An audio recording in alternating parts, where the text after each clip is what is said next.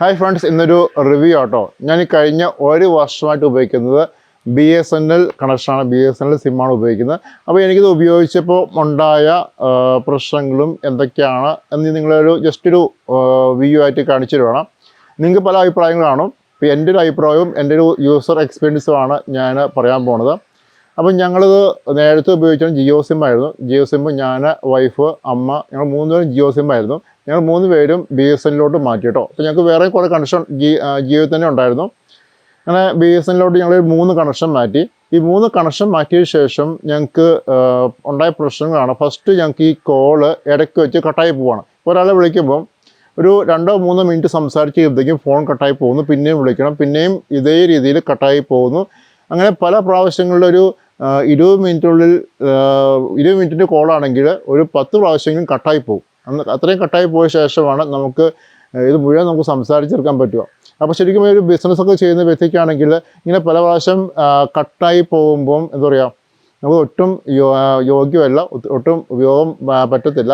അതുപോലെ തന്നെ അടുത്തൊരു പ്രശ്നം ഞാൻ നേരിട്ടത്, പലപ്പോഴും നമ്മൾ ഗൂഗിൾ പേ വഴിയാണല്ലോ നമുക്ക് എന്താ പറയുക നമ്മൾ പേയ്മെൻറ്റ് ചെയ്യുന്നത്. നമ്മൾ എവിടെ പോയാലും ഗൂഗിൾ പേ ആണല്ലോ ഇപ്പോൾ ഉപയോഗിക്കാറുള്ളത്.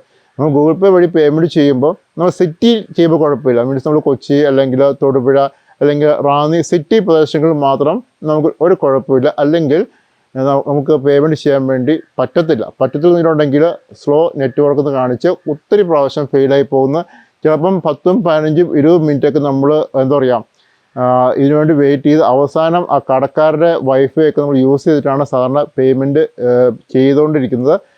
പിന്നെ ഇപ്പം ഞാൻ വേറെ ജിയോ സിം ഉള്ളതുകൊണ്ട് ജിയോ സിമ്മിൽ നിന്ന് ഇതിലോട്ട് വൈഫൈ എടുത്തിട്ടാണ് ഞാൻ പേയ്മെൻ്റ് ഒക്കെ ചെയ്യുന്നത്. അങ്ങനെ എനിക്കൊരു പ്രശ്നം നേരിട്ടു.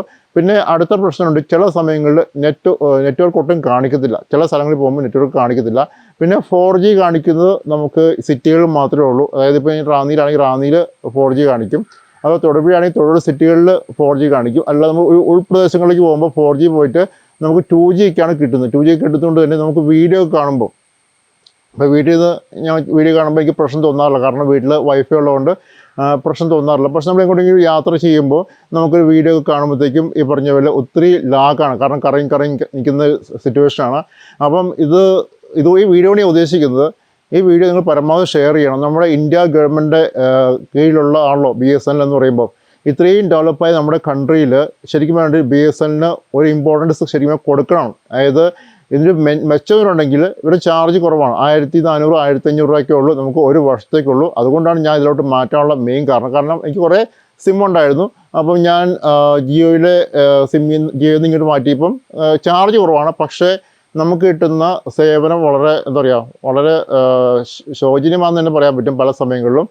അപ്പോൾ നിങ്ങൾക്ക് ഇങ്ങനത്തെ എക്സ്പീരിയൻസ് ഉണ്ടായിട്ടുണ്ട്, നിങ്ങൾ തീർച്ചയായിട്ടും നിങ്ങൾ കമൻറ്റ് ബോക്സിൽ കൊടുക്കുക. അതുപോലെ വീഡിയോ പരമാവധി ഷെയർ ചെയ്യുക. അപ്പോൾ എനിക്ക് അധികാരികളോട്, അതായത് ഈ സെൻറ്ററിലുള്ള അല്ലെങ്കിൽ ഈ ഒരു ഗവൺമെൻറ് ഒഫീഷ്യൽസിനോട് എനിക്ക് പറയാനുള്ളത്, ഈ ഒരു എന്താ പറയുക നെറ്റ്വർക്ക് നിങ്ങൾ ബെറ്റർ ആക്കി കഴിഞ്ഞിട്ട് ഇഷ്ടംപോലെ കസ്റ്റമേഴ്സ് നിങ്ങൾക്ക് കിട്ടും, ഇഷ്ടംപോലെ ആൾക്കാരെടുക്കും. പക്ഷേ അറിയത്തില്ല എന്തുകൊണ്ടാണ് ഈ ഒരു നെറ്റ്വർക്ക് ഇത്ര സ്ലോ ആയിട്ട് പോകുന്നത് എനിക്കറിയില്ല.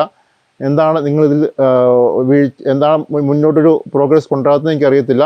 അപ്പം ഈ വീഡിയോ പരമാവധി ഷെയർ ചെയ്ത് പ്രതീക്ഷിക്കുന്നു. ഓക്കെ, അപ്പോൾ നമുക്ക് നെക്സ്റ്റ് വീഡിയോ കാണാം കേട്ടോ. ഞാൻ നിറപ്പിക്കുന്നില്ല, നിങ്ങളെ ബോറടിപ്പിക്കുന്നില്ല. ഞാൻ എൻ്റെ റിവ്യൂ പറഞ്ഞു, എൻ്റെ എക്സ്പീരിയൻസ് പറഞ്ഞു. Okay, by.